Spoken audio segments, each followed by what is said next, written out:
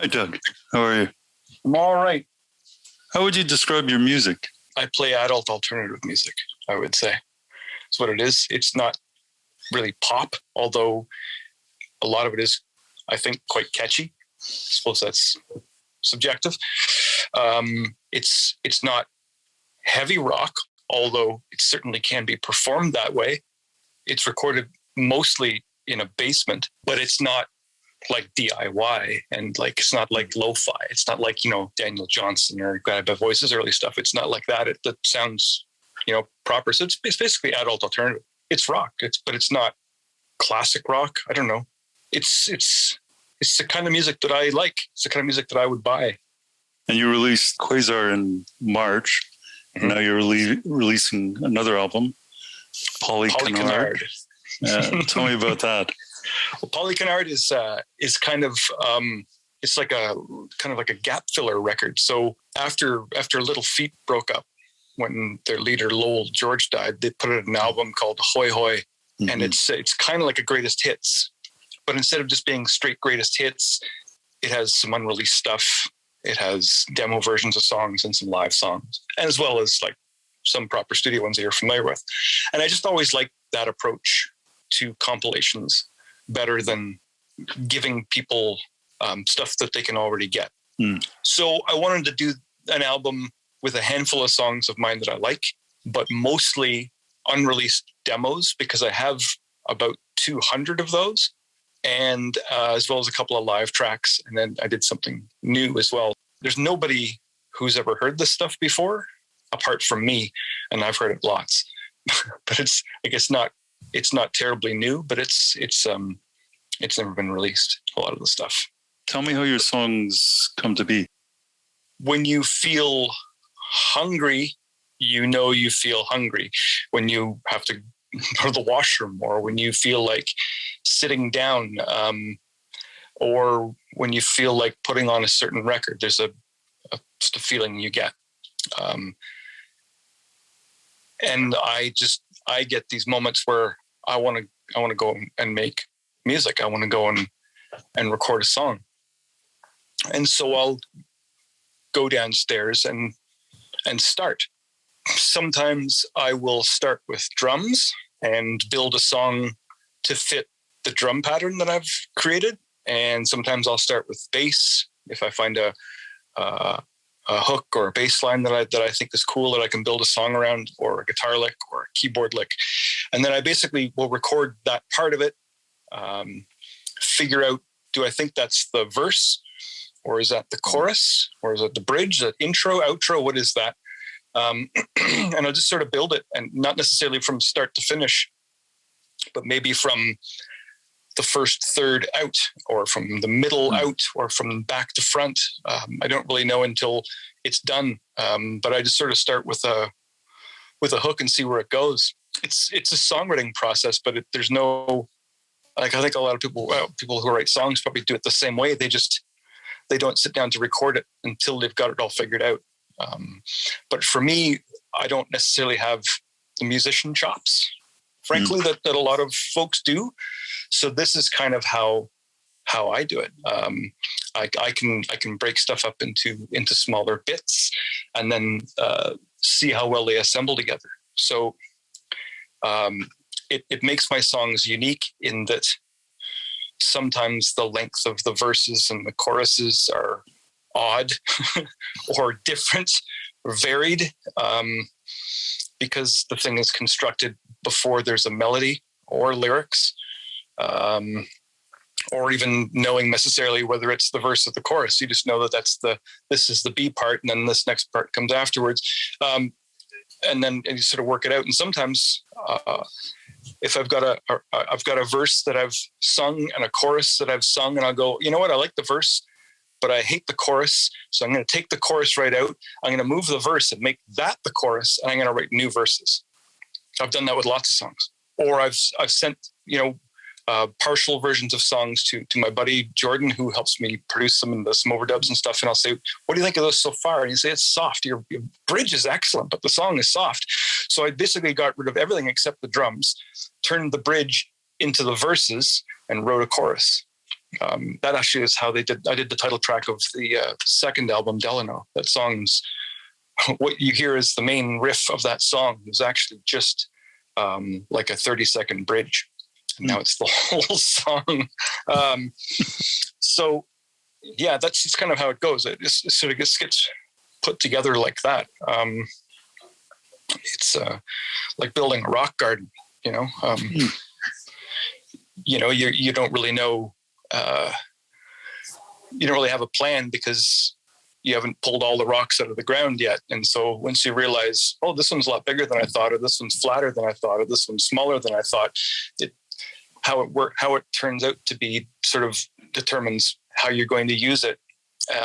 And so it's varied. It's difficult to have a plan for it.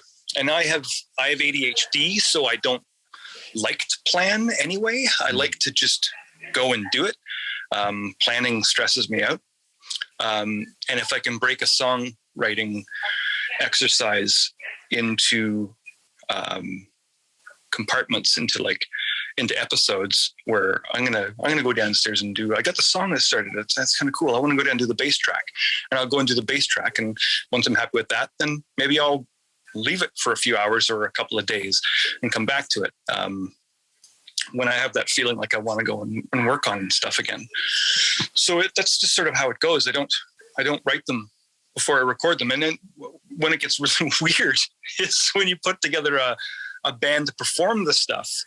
You know, and you get the guys, band members or whoever, to learn the songs, and you show up at rehearsal together, and they know the songs better than you, because the only time I ever played it is when I recorded it. I've never played it before. So we're all learning the song for the first time, including the guy whose song it is. You know, they know it better than I do. But it helps that they know it. That's a good thing. Yeah, they seem to. Yeah. The one you were talking about, unique. You on this new on Polycanard, Pigs on the Wing. It's a very different Pink Floyd cover. Yeah, well, again, you know, because I don't have a really good musician's chops, I can't go picking, you know, Run Like Hell or something, or or Time. This is a simple song that's easy to sing. Doesn't have that many complicated changes. It's an acoustic guitar song, so that means it can be easily adapted to something other than acoustic guitar. And in this case, it's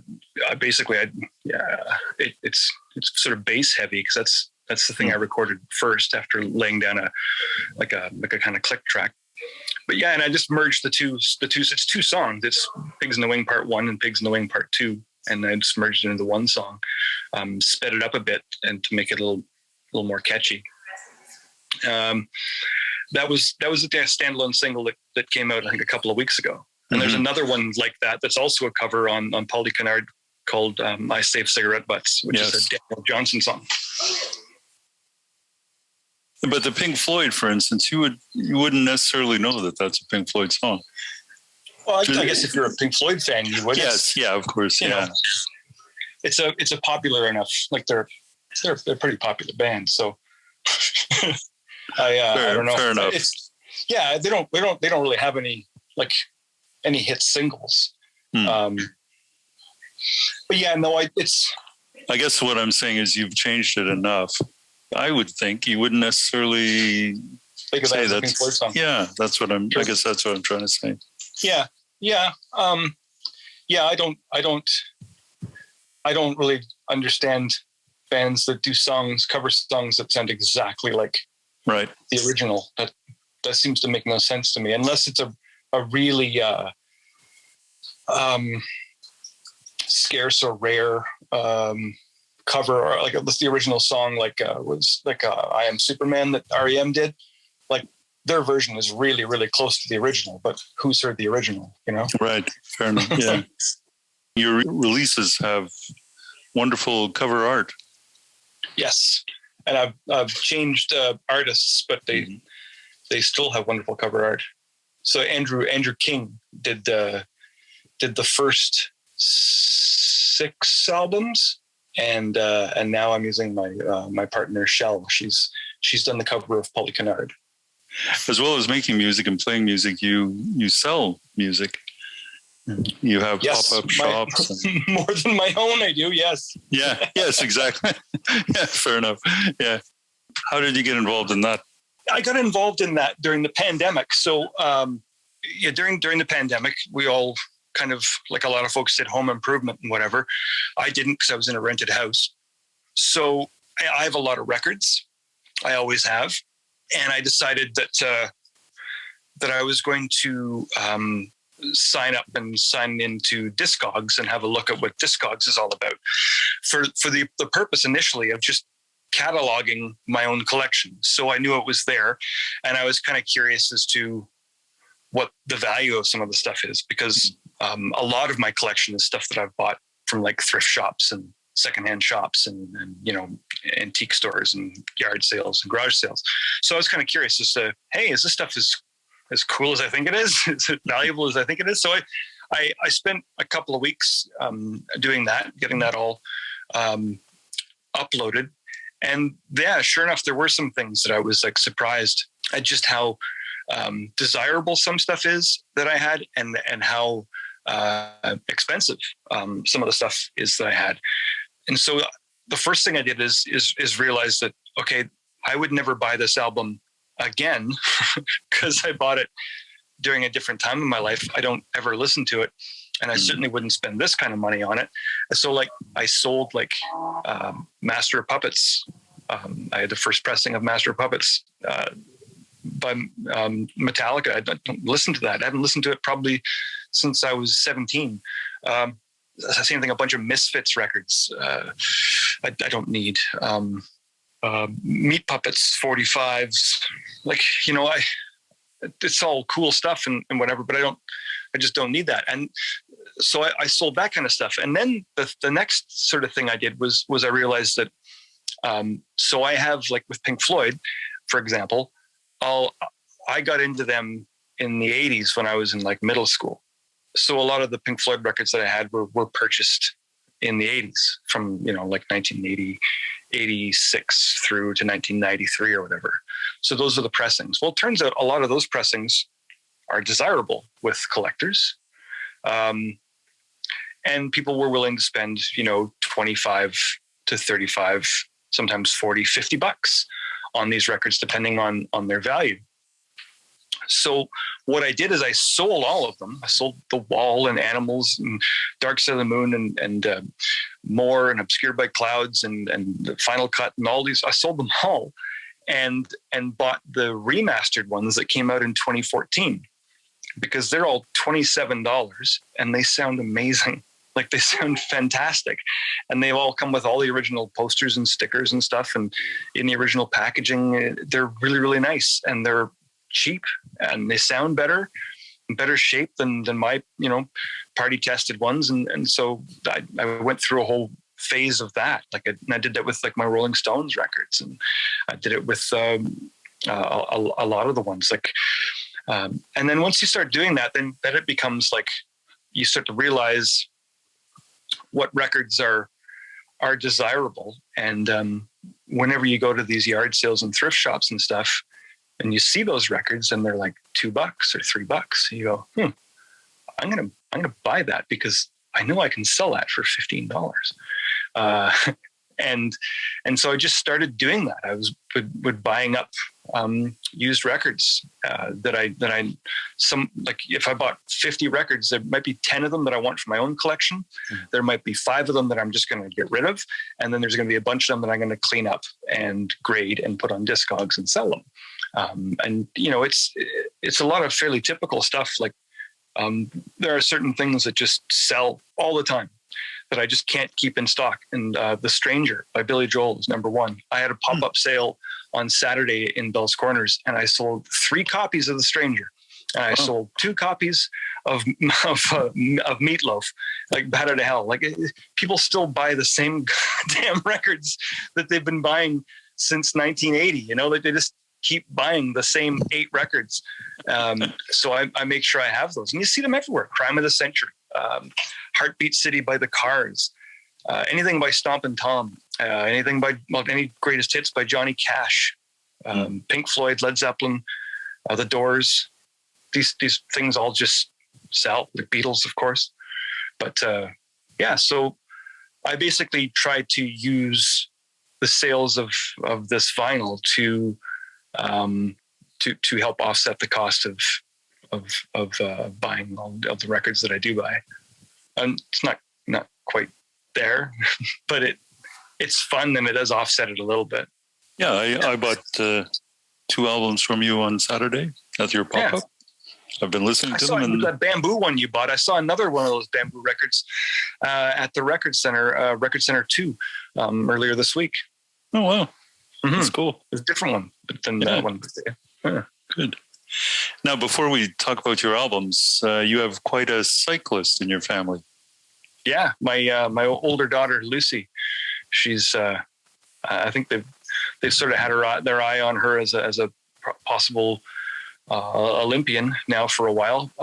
She was one of the winners of the RBC training ground competition a few years ago, which is where athletes come in and they're run through a bunch of tests and basically these tests sort of determine what they are athletically and physically best suited for. And so after doing these things, Cycling Canada approached her and said, "Hey, we're going to be in touch if that's cool." And she's like, "Yeah," because she was basically going to school on a track scholarship. And it's being a track athlete is very difficult, particularly the kind of track she was doing, which was sprints and hurdles and stuff. It's hard. It's hard mentally, physically, extremely hard mentally. So she was ready for a break, even though, she didn't own a bike at all and didn't learn to ride one until she was 11 years old. But it's been a huge thing in her life. It's been good for her mental health. It's been good for her. She's made a lot of friends. She's made a lot of strong friendships. She's really enjoyed the training. She's avoided injuries. She just got hit by a car yesterday as well. Oh no! All the time.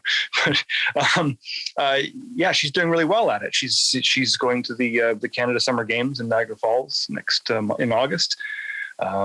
She's been to the national championships in Edmonton last month, and she's going to another competition I think next month in the States, and then off season back to Europe to train. So it's a big deal.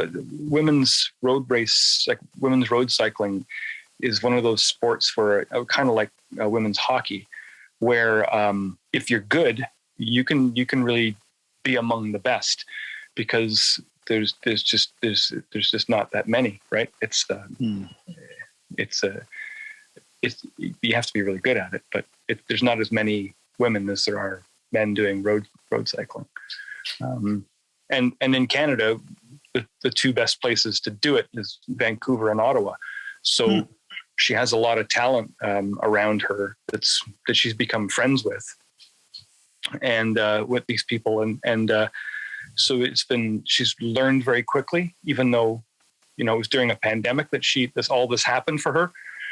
So like there weren't many races for her to do, but all these elite riders that would be normally doing races were all home here and riding around in Gatineau Park. So basically she got a job at a bike shop and got to know all these folks and rode with them every day and learned the parlances and learned the practices and the hints and the secrets and things to strive for, and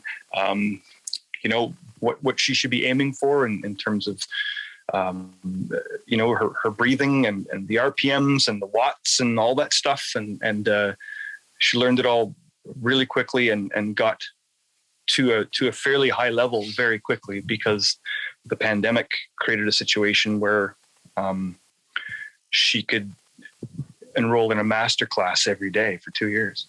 It's great that she's found something that she both enjoys and is good at. Yeah, it's really important. Definitely. Shall we take a look at your albums? Sure. Your go-to album, Honey Bones by Dope Lemon. Tell me about that. Yeah, I chose Honey Bones as a go-to album because in this house, there are sometimes as many as 6 of us living here. it's not only a really good album, but it sounds really good too. Like it's one of the best sounding records I own, but it's one that everyone likes. Like it's not one that doesn't annoys anybody. It's not abrasive. It's not mournful or lamenting. It's not whiny. It's not discordant. It's not too poppy. It's just very cool. And it's the kind of cool that like it's Fawn's cool. It appeals to everyone. You know what I mean? It's kind of like, it's a really good album that doesn't seem to ever overstay its welcome. Like it sounds, you could play it every day and no one would complain. Yeah. So that's why it's my go-to album. There's not many albums that you can just kind of put on that everyone's going to be all right with. And that's one of them. It's a perfect go-to album for that reason. I hadn't heard this album, and I'm glad you chose it because I've been listening. It sounds, like I said, it sounds good. Like they spread the music out over 2 records, and it's 45 RPM. So the audio quality is astounding. And his records, he's done I think 3 as Dope Lemon, and then a couple of others under different names. And like some of them, like they have like really cool stuff that come with the records, like scratch tickets, and then two of the albums are done on what is it called? The vinyl? Zoetropes, right? So when the record is spinning, like one's got these cats that are running when the record moves. Oh, wow. And another one's got the one that's called Big Dope Cadillac, and it's got a little car with 2 people in it that drives around in a circle. It's neat. Yeah. So it's just fun. It's like, I don't know, it's whether it's, I don't know, psychedelic or stoner stuff or whatever, but I just find it playful and I find it cool. And it's, I think they're just, nice little love songs and just sort of stream of consciousness songs, and they're good. I would call it an influence. Now, an album that stands the test of time. What did I put? Ejibam Yassi? That's it. By Khan. It stands the test of time, not because I remember the first time I ever heard anybody mention this to me before is like, I think I have 2 older brothers, which is why I like a lot of older music. I think I have since a young age, but I remember my brother John talking about Satisfaction by the Stones, saying it's a song, it was a hit in the 60s, and it would be a hit again now if it was released today. And I remember thinking, it was probably like 1982, and I thought, I don't think so, man. It would sound, no, this is not what music sounds like right now.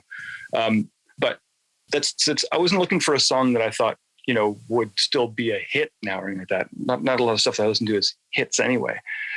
But I chose this because that album came out in 72, I think. And it would have been just as the impact it had in 72 would have been the same if it had come out in 79 or 83 or 89 or 95 or now.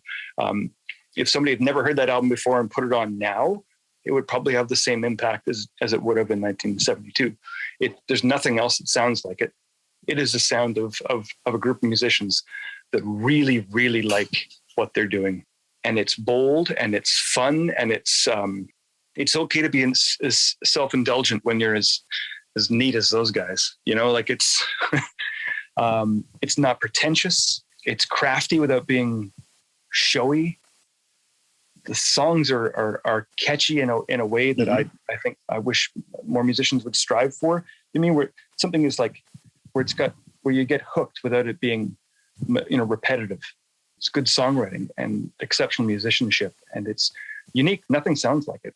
Like even like my daughter, she heard it in the car and loved it and added it to her Spotify. I like it. My friends like it. My partner likes it. Like it's cool. It's the kind of record that be on in a record store and somebody say, "Hey, what's this?" So it stands the test of time, I think. Yeah, I agree. That's it's the first time I had heard that album, and as you say, it could easily be released today, and people would take note. Yeah, man, oh man.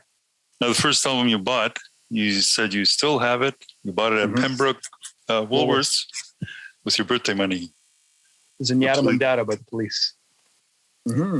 Yeah, no, I heard it probably not long before, like a week before. I was visiting my uncle my dad's brother and his family in Peterborough. My cousin Janice and her boyfriend at the time were not making out, but like cuddling in the living room. And they had like a big like furniture flip top stereo, you know, like the stereo console stereo thing that, you know, families always had. We had one too. They had the album, they just put it on and they were sort of cuddling and listening to it. And I remember thinking, this is really cool. I've never heard of this before. I really like this. This is cool. And they seemed cool and they liked this album. And it just seemed like adult. It had like an 8-year-old's vision of sex appeal. Do you know what I mean? Yeah. And I just thought it was cool. I didn't know anything about Sting or Stuart Copeland or Andy Summers or anything. I didn't know anything about it. Didn't know anything about the band whatsoever. I knew nothing about them. Didn't know any of the other songs. I knew that song and I knew da do do do da da da because it was on the radio all the time. So I went and bought it with birthday money, and I still have that copy, and it is heavily played. It's a really good record. I know it so intimately. I couldn't possibly pick a favorite because it's just one of those things that's as familiar to me as Mr. Dress Up. You know, it's been in my life for a long time. It's like a pet. That record's like a pet. I love it. I'm glad that you actually chose that because I haven't played a Police album in quite a while. And so it gave me the chance to revisit it. And songs like Driven to Tears and When the World is Running Down. It's Driven to Tears. Like the drumming is so like it's so powerful and restrained. Yes. Like it's so like it just feels like an animal that's caged. You know what I mean? And every once in a while it strikes at the bars but doesn't get out. And it's just his drumming is so good. It's so violent and technical. It's and the chords that Andy Summers plays, like good luck trying to figure out what some of those are. Like nope.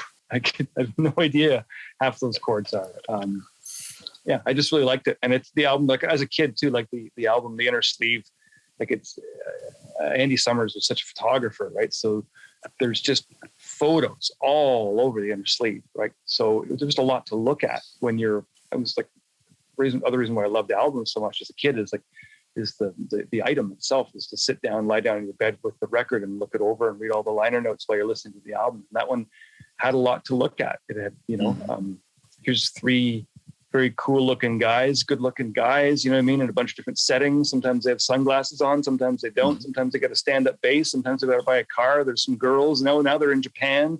You know what I mean? So it was like, just trying to imagine the life that the Police led.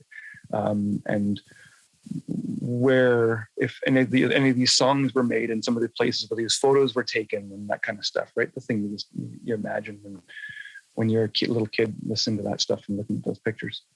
No, Sunday Morning album. Aretha Franklin at Fillmore West. Fillmore West.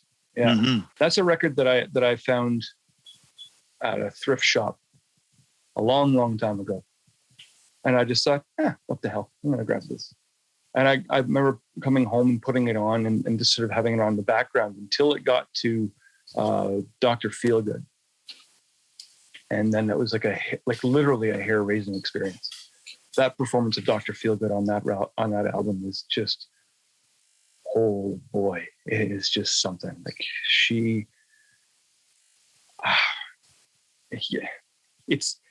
it's the phrasing, it's the power of her voice, it's the timbre of her voice, it's what she says without saying it. You know what I mean?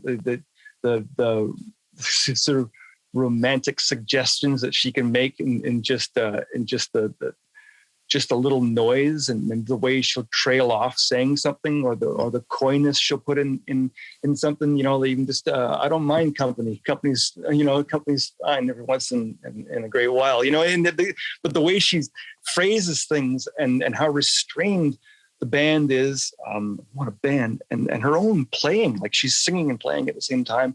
And it's such a good recording. It's everything just comes together, and it's just like she has just got you, right? She's just got you by the neck.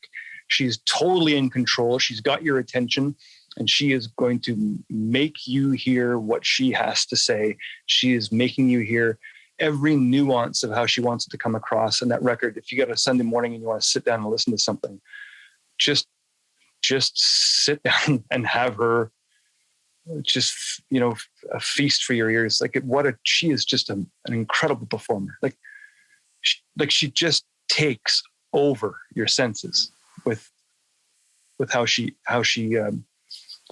can characterize things with just her voice. And I love that record, especially that song. And I'm waiting now desperately for my quadraphonic version to arrive. That should be even better. Mm-hmm. Now, an album more people should hear. Another of your choices that I've been listening to on repeat, Invisible Republic by Young Galaxy. Tell me about that. I was in a band when I worked at the Ottawa Sun. There was three of us, myself and Aidan and Tony. We were reporters, and we all played music. So we decided that we were going to start a little band and just have fun. And we did mostly covers, did a couple of originals and stuff. And one of the covers we did was a Young Galaxy song called New Summer. And it's we decided to do it not because we chose it as a cover. It was actually the video for the song that Aidan, the guitar player, the writer, had showed me. We were talking about great music videos that we like. And he said, "Have you ever seen the video for New Summer by Young Galaxy?" It's like, "No, I hadn't." So he showed it to me. He showed it to me at work. And man, it's really sort of apocalyptic video. It's really well done, though. It's really creepy. The band's not in it at all. And the song is like ethereal and electronic with just an incredible chorus, like such a good chorus. And it's powerful in a non-heavy way. Do you know what I mean? Like it's just like Aretha Franklin. It's really heavy and powerful without being abrasive and loud. And so we covered that song. And I found it on vinyl, that album on vinyl, I think a year or two ago. And I sort of thought I would like to hear their other albums. And so that's one that I found actually in the used new arrivals at the Record Center here in town. And I thought, oh, this is cool. And I actually got it home, and it was actually the version I have is one that you could only buy from live shows, like from the band's merch table. So it's not widely available. And I just thought, okay, we'll see what this is like. And I put it on. And it's nothing at all like the other album that I have, which is called Ultramarine. And it was like every song was just so good, like an unimpeachable album. There's not a single thing, which is just, ultimately what you want when you're putting on record. The songwriting is excellent and original. It's not boring. It's not heavy. It's not like, it's not too much to bear. It's not, it's not emo. It's not, you know what I mean? Like it is and it isn't. Like it's not overbearing. And it's varied, but whoever put the running order, like the song order together, did a really, really good job because the songs work in the order that they are. It's a real fun thing to put on from the start and let it go. It belongs in that order. It's like like Peter and the Wolf. You don't, you know what I mean? You don't want to have it out of order because then it's all messed up. Whoever did this is really got the order in a really good way, and I just think it's perfect. And I don't know if it's one that people don't know about or not, but I certainly don't see it very often. They're a Canadian band. They're currently on hiatus at the moment as well. That record I think is their best one. It's a double. It's an incredible piece of work. Now your last album, we were debating there, weren't we? You had so many last albums. You get albums regularly. And the last one, I think you decided after Dave Brubeck and Sly Stone and Jack White and Joy Division, are we settling on the Growlers, Chinese Fountain? Sure. Or did you receive an album today? I didn't receive an album today, but I did pick up some others in the meantime. I that's one that my partner introduced me to them, Growlers. when you're meeting somebody and dating, you make we used to make mixtapes. Now we make Spotify playlists. And so there's been, I don't know how many. Well, I think I did a Facebook post about the number of bands that she's introduced me to, but that's one, Growlers. And I just find their stuff to be great. They're like a mouthwash band. You know what I mean? Like it just sort of writes everything. They brighten things up. Their music is not pretentious. These are straight up songs. They're bright. Like the guitar sounds are all bright. It's almost like a garage sound. It has like the brightness of like a rockabilly with like a slap back echo almost. And the vocalist doesn't over sing things. They don't try to have too much to say. They don't try to overreach and have these big meanings. They're just really good little rock songs. Again, like Dope Lemon, it's the kind of record you could almost put on at any time. You can eat dinner to it. You can put it on while you're looking at other stuff. You can put it on in the background while people are visiting. You can have coffee on a Saturday morning and crank it, and it sounds excellent at every volume. And that's a great album. There's two other ones that are on my want list, but the problem with Growlers records is they're so damn expensive because they're not very plentiful. So that one is one of the more readily available ones. So it's not that dear, but some of them, one of the ones that I want, I think somebody wants like $250 damn things. My goodness. Yeah. I like the description of their music, beach goth. Beach goth. That's funny. I've heard that actually before. One of my songs ended up on a Spotify playlist called Beach Goth, and I'd never heard that before either. No, neither. The song of mine they chose is not. I don't know if it's beach or goth, but maybe I don't know. I don't know what that is. I guess beach goth. Beach goth seems reluctant. I don't think goths want to go to the beach. Good point. Good point. That's the end of your album choices. I gave you an album to listen to, Minnows by Mark Beno. Did you? A frustrating record, man. Yeah? Yep. Tell me about it. I think that the guy is a great songwriter. I think the songs are excellent. I think he's got a bad producer. And if he's doing the production himself, then he needs a good producer. I think it's too clean. Mm-hmm. I don't like the string arrangements. I find it needs to be a little dirtier, and it would be good.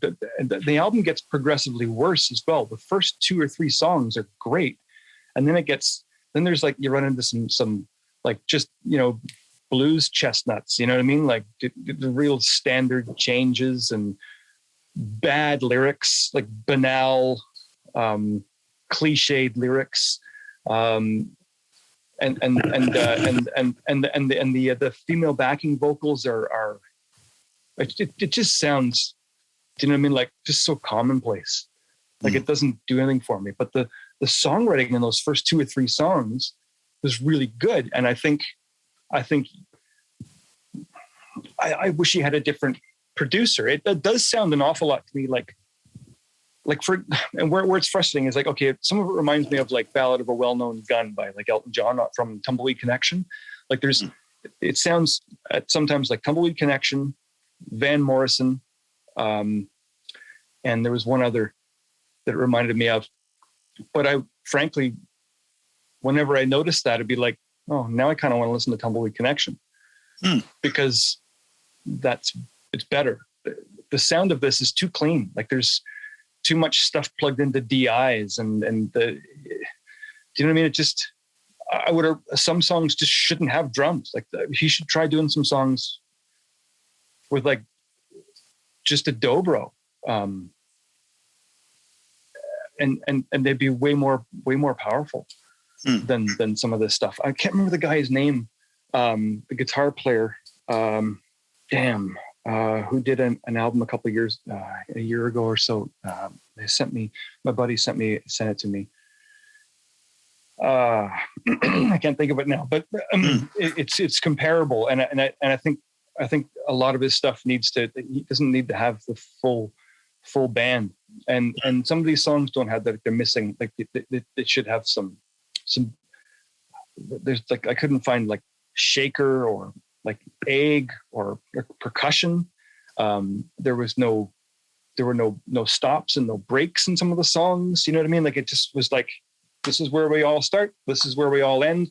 And a lot of it was pretty standard changes. And again, like I remember one song, it came on in the first line of lyrics, like, oh God. And I had to skip to the next song because like, it was just a trite cliche right off the top, and I'm out, I'm gone. I'm sorry. You've lost me. I can't.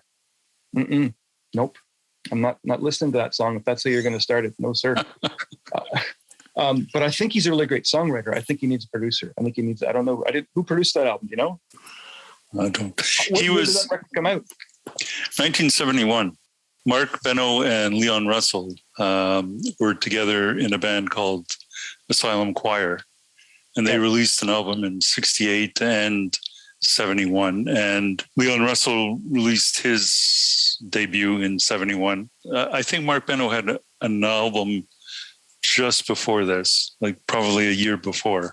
Yeah. So they were all... After listening to it on Spotify, it gave me an album of his as well right away. Sorry, I can't hear you, Doug. Sorry, after listening to it on Spotify, another album of his came up. Okay. It's got more than the one, but I honestly couldn't tell from the production whether it was a 70s album or a 90s one. But I found it to be, it's strange that it's so clean for a record from 71. It's an album that I guess I know because of Asylum Choir. And the Leon Russell, I bought all those at the same time, the debut and Asylum Choir, and then this one. And Leon Russell, is that like Delta Lady? Yeah. And his debut, Leon Russell's debut, he's got every musician under the sun on there, and like I just picked up a copy of that album. Actually, I have it for sale. All right. That's not really my bag. Musicians from that era that I like. I guess I like Dr. John, which is a lot more New Orleans sounding. Right. Yeah. Fair enough. But I don't really care for Joe Cocker either, which is did he get a hit with? Did he do Delta Lady as well?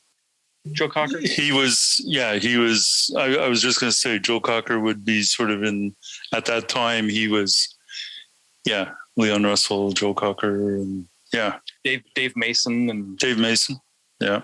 I really like Dave Mason's first solo record. I like it a lot, but I don't like anything else of his. I find it boring.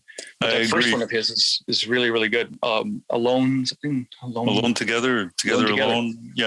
Yeah, that's a ridiculously good album. And I have it on that weird sort of green marble that it initially was released on. Yes. And it opens up into. Do you have that one where? It opens up into a big. Where he's standing on the mountain. And, yeah. Well, I'm sorry you didn't like that album. I thought, but you were open to it. That's a good thing. I heard the first song and I thought, oh, this is going to be really cool. This is really good. Here's something I've never heard of before. I'm going to like this. And it went downhill. It got progressively worse instead of getting better. The first 2 or 3 songs were like the first song I thought is good. It's not quite, there's something missing about it. The second one, I also thought, wow, he's a really good songwriter. These are really interesting changes. This is he's a really good songwriter, but there's thing missing. And then it started to get just more and more common until it finally descended into the standard blues changes. And no, it's not for me.